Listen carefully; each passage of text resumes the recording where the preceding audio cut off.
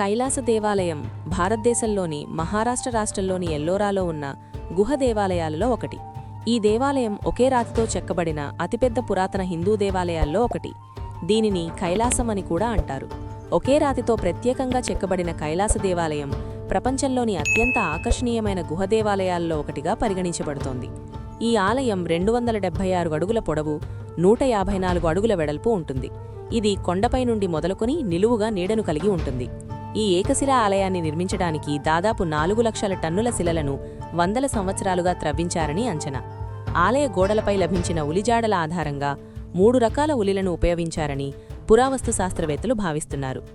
ఆలయ నిర్మాణం 46.92 మీటర్ల వెడల్పుతో పిరమిడ్ రూపంలో 3 అంతస్తులు కలిగి ఉంది. ఎల్లోరా గుహలుగా పిలువబడే 34 గుహ దేవాలయాలలో కైలాస దేవాలయం ఒకటి. దీనిని 16వ గుహ. దీనిని 8వ శతాబ్దానికి చెందిన రాష్ట్రకూట రాజు కృష్ణరాజా 787-783 నిర్మించాడు. ఇది ప్రపంచంలోనే అతిపెద్ద క్యాంటిలివర్డ్ రాక్ సీలింగ్ను కలిగి ఉంది. చరిత్ర. మరాఠీ ఇతిహాసం ప్రకారం స్థానిక రాజు తీవ్ర అనారోగ్యానికి గురవ్వడంతో అతడి భార్య శివుణ్ణి ప్రార్థించింది. రాజు పూర్తిగా ఆరోగ్యవంతంగా కోలుకుంటే ఆలయాన్ని కట్టిస్తానని, ఆలయం గోపురం చూసే వరకు తాను ఉపవాసముంటానని మొక్కుకుంది. వెంటనే ఆ రాజు కోలుకున్నాడు. రాణి మొక్కు తీర్చేందుకు అప్పటి శిల్పులు కొండను తొలచి ఆలయ నిర్మాణం చేపట్టేందుకు ప్రయత్నించారు. ఈ విషయం తెలుసుకున్న కోకసా అనే శిల్పి అలా నిర్మాణం చేపడితే ఆమె ఆలయ గోపురాన్ని చూసేందుకు కొన్ని వందల ఏళ్లు పడుతుందని చెప్పాడు. దీంతో ఆలయాన్ని ముందు నుంచి కాకుండా కొండ పైభాగం నుంచి చెక్కుకుని వచ్చారు. ముందుగా ఆలయం గోపురాన్ని చెక్కి రాణిని ఉపవాస దీక్ష విరమించేలా చేశారు. ఆర్కిటెక్చర్. ఈ ఆలయ ప్రవేశద్వారం వద్ద 2 అంతస్తుల గోపురం ఉంది. ప్రవేశద్వారం వైపున శైవులు, వైష్ణవులు పూజించే దేవతల శిల్పాలు ఉన్నాయి. ప్రవేశద్వారం నుండి 2 అంతర్గత ప్రాంగణాలు కనిపిస్తాయి. ప్రతి ఒక్కటి నిలువు ఆర్కిడ్తో సరిహద్దులుగా ఉన్నాయి. ఉత్తరం, దక్షిణ ప్రాంగణంలోని రాళ్ల మీద పెద్ద ఏనుగు చెక్కబడింది. రాష్ట్రకూట రాజులు తమ ఏనుగు దళంతో అనేక యుద్ధాల్లో గెలిచి ఏనుగులను తమకిష్టమైన జంతువుల్లో ఒకటిగా మార్చుకున్నారు. ఆలయంలో ఏనుగు శిల్పాలు ఉండటం రాష్ట్రకూట రాజుల బలాన్ని, శ్రేయస్సును సూచిస్తుంది. కైలాస ప్రధాన ఆలయంలో లోపలి గోడపైన కమలంపై కూర్చున్న గజలక్ష్మీ ప్రతిమ ఉంటుంది.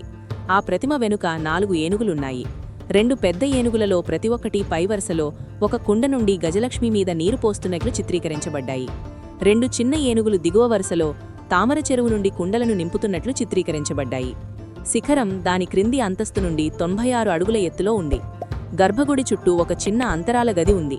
ఇది ఒక పెద్ద సభామండపం, స్తంభాల హాల్తో కలిసి ఉంది.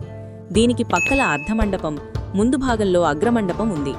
నంది మండపం, గోపురం, పూజామందిర అగ్రమండపానికి మధ్య ఉంది. 3 భాగాలను ఒకే రాతి దూలంతో కలిపారు. ప్రధాన ఆలయం భునాదిపైన ఉన్న ఆలయ నిర్మాణం మొత్తం బరువును మోస్తున్నట్లుగా కనిపిస్తున్న ఏనుగుల శిల్పాల వరుసలు ఉన్నాయి. కొండ ప్రక్కన ఉన్న ప్రదక్షిణ మార్గ ఆలయ ప్రాంగణంలో 5 వేరువేరు దేవాలయాలు ఉన్నాయి. వాటిలో 3 నదీ దేవతలకు అంకితం చేయబడ్డాయి: గంగా, యమున, సరస్వతి. ఆలయ నిర్మాణంలో 2 వేరువేరు 45 అడుగుల ఎత్తైన కీర్తి స్తంభాలు కూడా ఉన్నాయి.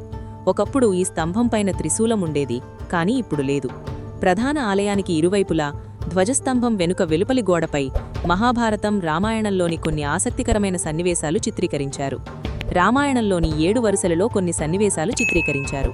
అవి రాముడు అయోధ్య నుంచి బయలుదేరిన దృశ్యాలు, భరతుడు తిరిగి రావడానికి ప్రయత్నించడం, శూర్పణఖ అటవీ దృశ్యాలు, రావణాసురుడు సీతలు అపహరించడం, రాముడు హనుమంతుణ్ణి కలవడం, హనుమంతుడు సముద్రం దాటి లంకకు చేరుకోవడం, అశోకవనం, రావణాసురుని ఆస్థానం మరియు చివరి వరుసలో వానర సైన్యం లంకకు చేరడానికి రాళ్ల వంతెనను నిర్మించినట్లు చెక్కారు. అంతేకాకుండా మహాభారతంలోని 7 వరుసలు ఉన్నాయి.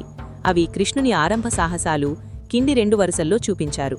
మహాభారత యుద్ధం, అర్జునుని తపస్సు, మహాభారతంలో వివరించిన విధంగా కిరాత అర్జునుల మధ్య పోరాటం నుండి దృశ్యాలు మొదటి 5 వరుసల్లో చిత్రీకరించబడ్డాయి. ప్రధాన ఆలయానికి దక్షిణం వైపున ఉన్న రావణాసురుని త్రిమితీయ శిల్పం వలన ఈ ఆలయానికి కైలాసం అని పేరు వచ్చింది. రావణుడు కైలాస పర్వతాన్ని ఎత్తడానికి ప్రయత్నించడం, అక్కడ శివుడు విశ్రాంతిలో కూర్చున్నట్లు చిత్రీకరించారు. గోపురం లేదా ప్రవేశద్వారం ప్రవేశానికి ప్రధాన బిందువుగా పనిచేస్తుంది. ఒక మండపం నుండి మరొక మండపానికి వెళ్లేటప్పుడు హాలు పరిమాణం మరియు స్థలం చిన్నగా అవుతుంది, కాంతి మసకబడుతుంది. మొఘల్ చక్రవర్తి ఔరంగజేబు చాలాసార్లు ఆలయాన్ని ధ్వంసం చేయడానికి ప్రయత్నించాడు. 1000 మంది కూలీలను పంపాడు. వారు 3 సంవత్సరాలుగా రాత్రింబవళ్లు పనిచేశారు. కానీ ఔరంగజేబు ఆలయాన్ని ధ్వంసం చేయలేకపోయాడు.